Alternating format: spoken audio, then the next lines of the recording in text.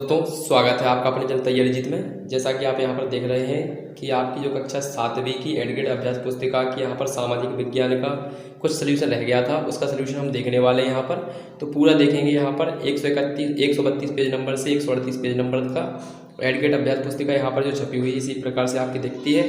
इसका यहाँ पर जो टीचर है उन्होंने कहा है कि जो आपकी जो पुस्तकें वगैरह आपको जितने दिए गए हैं भरने के लिए असाइनमेंट वगैरह, ये जो किताबें दी गई थी आपको, तो इनके जमा करने पर आपको इन पर नंबर दिए जाएंगे। मतलब इस पुस्तक को आप यदि भरते हैं, इस प्रकार की पुस्तकें दी गई हैं जो आपको, तो इनके 10 नंबर, किसी के 15 नंबर यहाँ पर निर्धारित किए गए जो आपको स्कूलों द्वारा प्राप्त होंगे।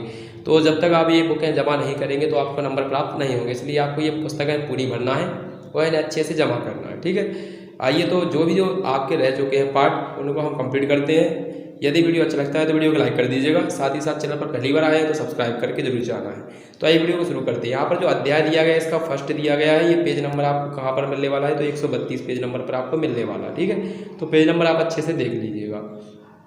तो पहला क्वेश्चन यहाँ पर आपको दिख रहा होगा, तो यहाँ पर इसको अच्छे से देख लीजिए, नोट डाउन कर लीजिए और इसका आंसर भी अच्छे से नोट डाउन करते चलिएगा। ठीक है, तो यहाँ पर जो भी आपको समझ में नहीं आता है तो उसको कमेंट में जाकर कमेंट कर देना है, तो उसका आंसर आपको लिख दिया जाएगा, यहाँ पर दिया जाएगा आंसर।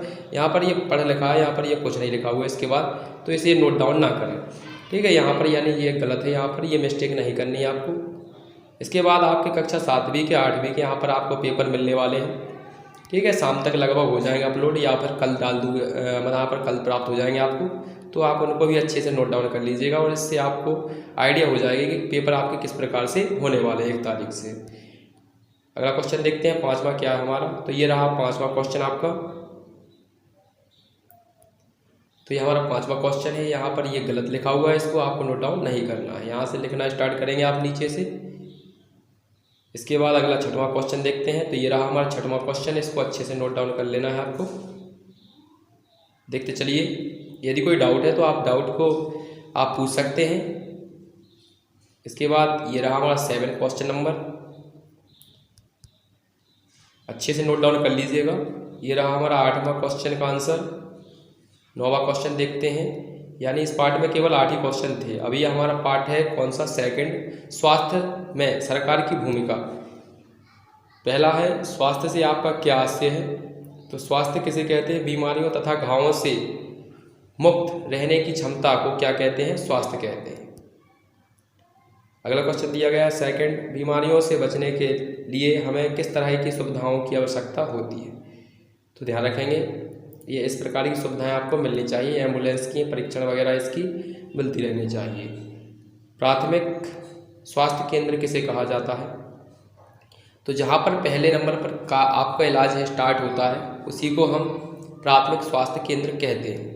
यदि आपका इलाज घर पे होता है पहले नंबर पर तो आपका प्राथमिक स्वास्थ्य केंद्र घर हो जाएगा। यदि आप पहले अस्पताल में जाकर स्टार्टिंग करवाते हैं इलाज करवाना तो वहाँ पर प्राथमिक वही हो जाएगा।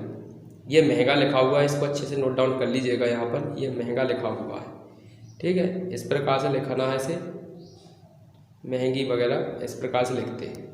अगला क्वेश्चन देखते हैं। तो लास्ट का क्वेश्चन हमारा क्या है, पानी और सफाई की गुणवत्ता को सुधार कर किन बीमारियों से बचा जा सकता है। तो यहाँ पर ध्यान रखेंगे पेचिस, डायरिया, पीलिया, हैजा, बहुत सी बीमारियाँ होती हैं, जैसे कि आप और भी ले सकते हैं, मलेरिया वगैरह हो जाता है बीमारियाँ, क्योंकि गंदा पानी में मच्छर वगैरह पनपते हैं, वो हमें काटते हैं, तो यहाँ से डायरिया वगैरह और भी चीज़ें बहुत सी उत्पन्न हो जाती हैं। मलेरिया है, डेंगू है, तो यहाँ से बहुत सी बीमारियाँ जन्म लेने लगती हैं। तो यहाँ पर देख लीजिए 6वां क्वेश्चन हमारा क्या दिया गया, यहाँ पर हमें सरकार को कर क्यों देना चाहिए। तो ध्यान रखेंगे जो भी अच्छे अच्छे काम किए जाते हैं या सरकार कुछ भी काम करती है तो वो हमारे द्वारा जो कर मिलता है, तो कर के द्वारा राजस्व करने वाला होता है, उससे अच्छी अच्छी सुविधाएं वगैरह चलाई जाती हैं और कुछ जो हमें लाभ देती हैं अच्छे से। यहाँ पर 7वां क्वेश्चन देख लीजिए, इसका आंसर अच्छे से। इसके बाद ये रहा हमारा 8वां क्वेश्चन, ये आपका 9वां क्वेश्चन, ये रहा हमारा 10वां क्वेश्चन। अगला पार्ट देखते हैं। तो ये रहा हमारा 3rd पार्ट का नाम है आपका यहाँ पर राज्य शासन कैसे, मतलब जो राज्य शासन होती है वो कैसे कार्य करती है। तो पहला हमारा लिखा हुआ है विधायक किसे कहते हैं। तो विधायक आप जानते ही होंगे, विधायक, ठीक है, विधानसभा का एक सदस्य होता है, जैसे MLA कहा जाता है। ठीक है। विधानसभा का एक सदस्य होता है, जैसे हम क्या कहते हैं, विधायक कहते हैं। एमएलए भी कहा जाता है, इसकी शॉर्ट फॉर्म है। अब यहाँ पर दिया गया है एमएलए का चुनाव किसके द्वारा किया जाता है, ठीक है। तो यहाँ पर ध्यान रखेंगे, हर निर्वाचन क्षेत्र से जनता विधायक यानी प्रतिनिधि को चुनती है। मतलब कि डायरेक्ट हमारे द्वारा जो चुनाव होते हैं उन्हीं के द्वारा प्रतिनिधि को चुना जाता है। अगला क्वेश्चन देखते हैं, निर्वाचन क्षेत्र से क्या आशय है, ठीक है। यहाँ पर देख लीजिए अच्छे से, यानी जहाँ की जनता चुनाव में वोट देने जाती है, उसे निर्वाचित करती है, उसको निर्वाचन क्षेत्र कहा जाता है। अगला क्वेश्चन दिया गया हमारा चौथा, उसको देख लीजिए आप अच्छे से।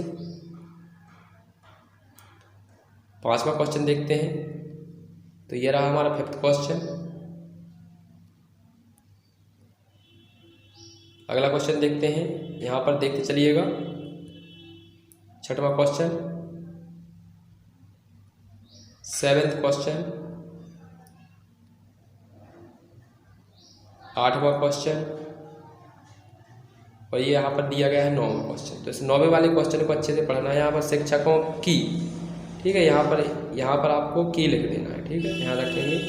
तो यहाँ पर की लिखना है आपको, इसके बाद पूरा अच्छे से नोट डाउन कर लेना है, नौवां क्वेश्चन। इसके बाद लास्ट क्वेश्चन इस पार्ट का रह चुका है 10वां क्वेश्चन। तो ये रहा आपका 10वां क्वेश्चन, और ये हमारा पेज नंबर यहाँ पर 138 हो जाएगा। यहाँ पर ये विधायक लिखा हुआ है, यहाँ पर ये आपको क्या लिखना है, विधायक लिखा हुआ है यहाँ पर, अच्छे से नोट डाउन कर लीजिए। मिलते हैं अगली वीडियो में, तब तक के लिए।